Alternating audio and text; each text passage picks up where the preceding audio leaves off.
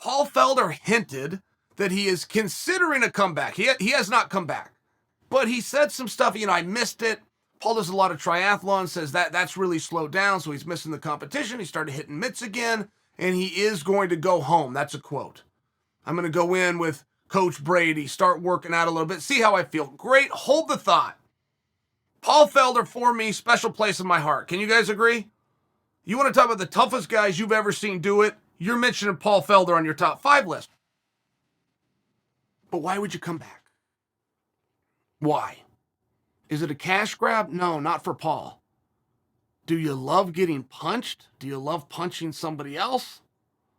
Maybe not. Maybe it's the training, because Paul does like that a lot. Paul will make deals with himself, by the way. I'll work with Paul. He'll make a deal. He can eat a donut, but he's got to run a mile for every donut he eats.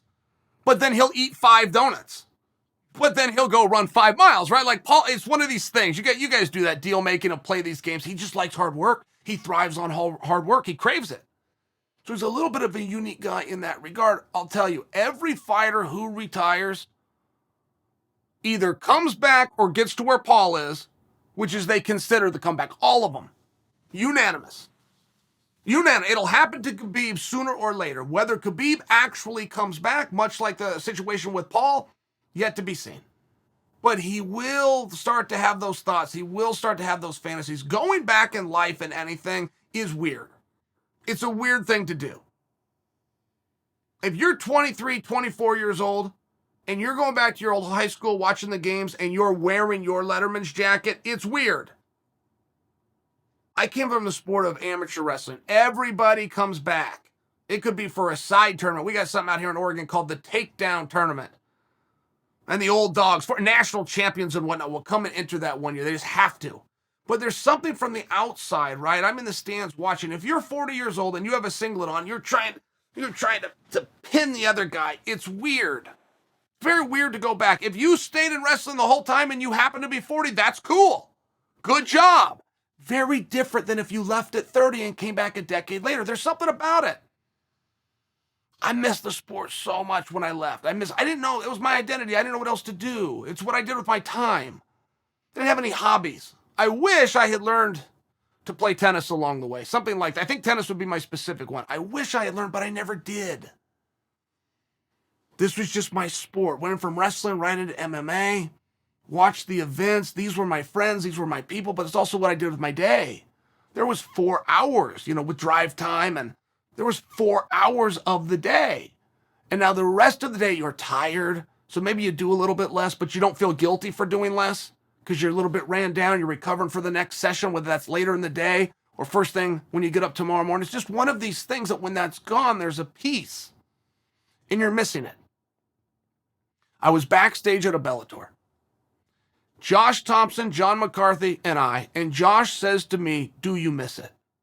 And I turn my head, I look through the curtain, I see the cage set up, and I said, "Yeah, I miss it." And John McCarthy comes right over the top and he says, "What do you miss about it?" And I turned and I looked at John, and I just kept looking at him. I didn't say a word. And he said, "What do you miss about it?" That was about 7 months ago. I still haven't answered that question. But it's a real one. It's a very real question, and it's tough. It's hard. It's a death. When you leave, it's a death. It's a death of a career. But you're still mourning that loss all the same, and you're trying to come to terms with it all the same ways, starting with denial. Then starting by trying to convince yourself it was the right decision, and then eventually you get to the path of, I could come back, I could still do this. And even if you could come back and you could still do it, the question still becomes, why? And if you have an answer, and I'm not judging Paul, right? I mentioned Paul, but I'm going in a different direction now. If your answer is anything short of because I want to be and believe I still can be the champion, you're in the wrong place. There's a lot of things in life you can do as a hobby. There's a lot of things in life you can do for exercise. Combat just isn't one of them. It's just not. And if you still have that drive and you passion, you still want to go out and do that, and you're at the right age and you have the opportunity, my goodness, I'd support you, and so would everybody else. But you need a John McCarthy to ask you the question. And if you don't have one, then it'll be me. I'll ask that question to you right now. Do you miss this? What do you miss about it?